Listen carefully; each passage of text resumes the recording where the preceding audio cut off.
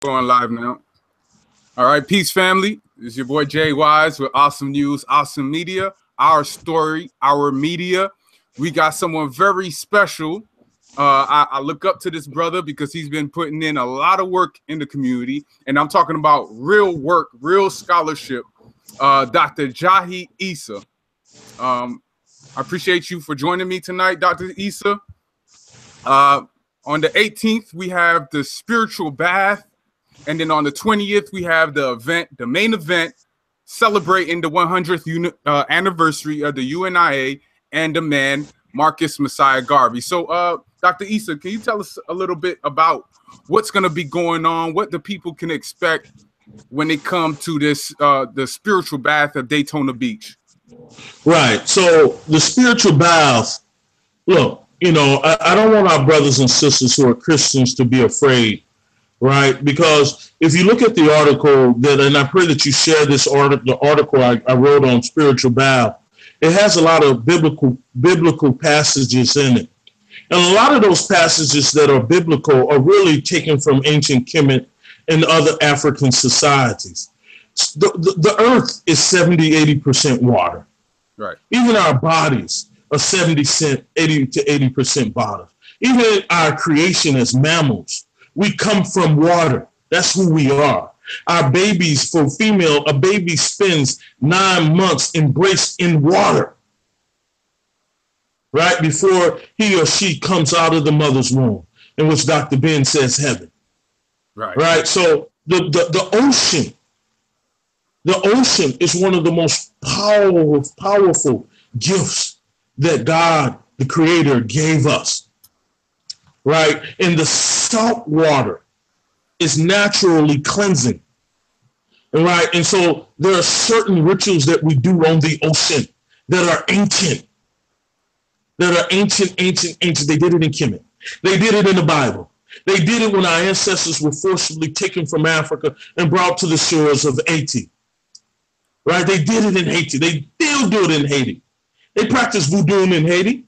Don't tell me they don't practice voodoo in Haiti. Voodoo is really the Haitians' national treasure, right? Right. Everybody, right? Even the churchgoers practice it, right? So the water is cleansing. In this particular ritual, it's a rebirthing ritual. I've done these things all over the country, and everybody tells me that even Christians, once they leave, they said, my life has been changed. What I asked for, I saw immediately. Right.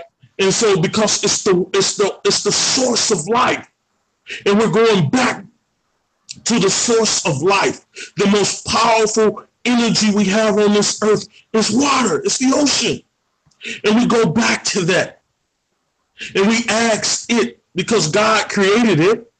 God created it for us to use it, but because we have been under the yokes of slavery and colonialism, we lost a lot of lessons that are essential to being human beings.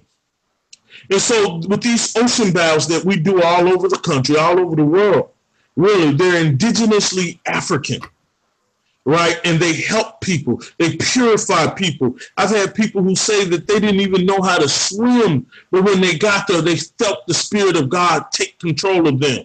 And they were able to get what they wanted, what they asked for out of it, right? So I've been trained in this. I went to seminary. I went to Cantler School of Theology at Emory for my Master's of Divinity. I didn't finish it, but I have that training. And so I wouldn't lead someone to something that is not good for them, right? And so this spiritual bath is powerful. If you're looking, it's very good for people who have been incarcerated. I know how it feels to be incarcerated. I was illegally locked up for 30 days and put in a cell illegally because of my activism and me standing up for African people. And when I got out, I did a bath, right? And it purified me immediately. So I can just imagine for brothers and sisters who've been incarcerated for years, it helps them. I take people who've been molested. There are a lot of women and men who've been molested and they don't know how to deal with that pain. The ocean, the spirit of the ocean can take that right? People who having relationship issues, financial issues.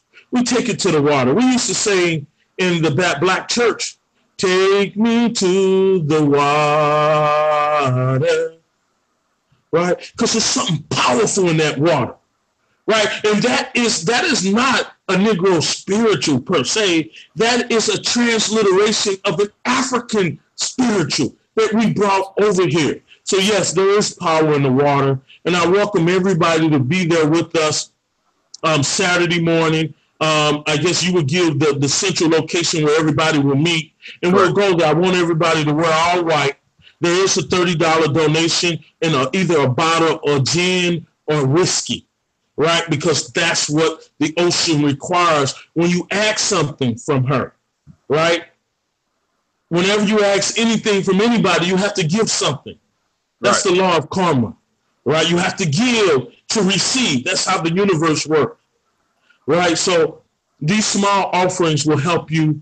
You'll be purified. I get calls to do this all over. And when I found out we were so close to the ocean, I said, man, we need to do that there. Right. And I promise you that everybody that goes the next day, when you see me give my lecture, you're going to tell me how the things that happened in between.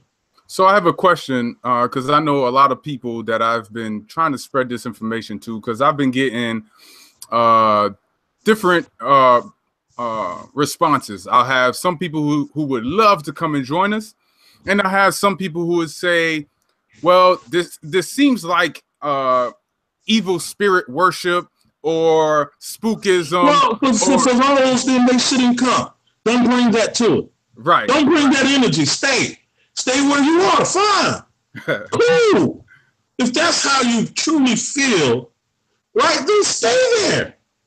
Right. But I can tell you, the people that I've done it for, I have videos, you have YouTube videos, I have Facebook videos, I have elders who've never even been to the ocean, who've been told that if they go to the ocean, who are 80 years old, that the ocean will take them away. You see them on that thing that I did that's on YouTube. Those are all elders, right? And they were happy, and they were having fun, because they were able to see that we are all water when it's all said and done.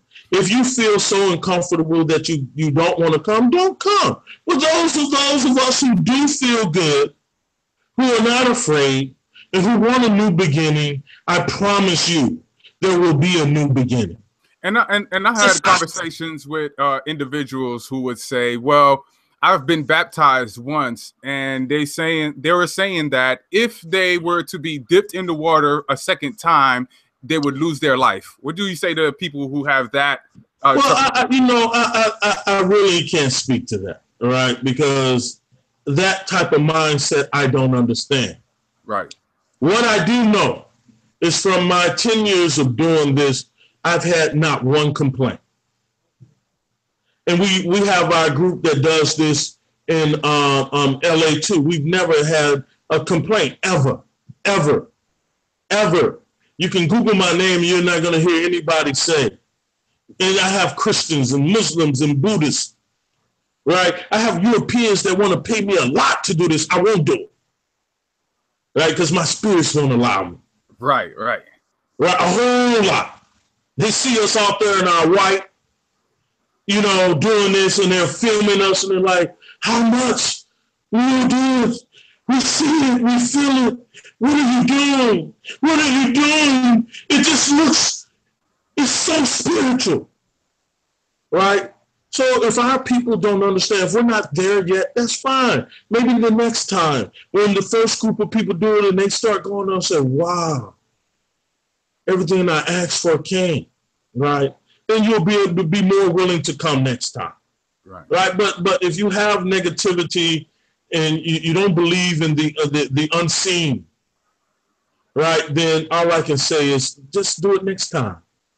And there is always a next time. All right. And I do expect Dr. Issa to bring the fire on the 20th. I'm talking about some serious information. Look, I just finished. I was the keynote speaker for the 80th Marcus Garvey parade right here in Harlem, New York. I'm in Harlem right now. You want to know where I'm at? I'm in the place, for all of you who are hip-hop, this is where I am. This is the headquarters of Clarence X, the 13th Allah. This is where I'm at now. I was the keynote speaker. This is their building. I'm in here now. I was the keynote speaker for the Garvey Parade today. And if you can do something and move black people in New York and Harlem, who've seen it all, they've seen it all. They've seen every hustler. And they said, brother, what you just said in your 45-minute presentation, I didn't even use a PowerPoint, but I'm using a PowerPoint for you guys because we were outside. I spoke in front of about 80 people. They said, we've never heard before. One brother said, it's the best lecture I've heard in 10 years. And for New Yorkers to say that, right, that means a lot to my spirit, right? So I'm here in New York. They felt so good. They said, come in. The grandson of Clarence X said, brother, I said, I need to sit down and do this interview. He said, come in my office and do it. So I'm in Clarence X, the 13th Allah's building right now, dealing with his spirit and his grandson. And so that's how much they love what I had to say. All right. So I appreciate you taking the time to speak to me and the people. We're going to bring it hard. Right, right. So thank you, Dr. Issa. Again, August 8th, 19th at Daytona Beach, and August 20th, it's going down. Peace, family.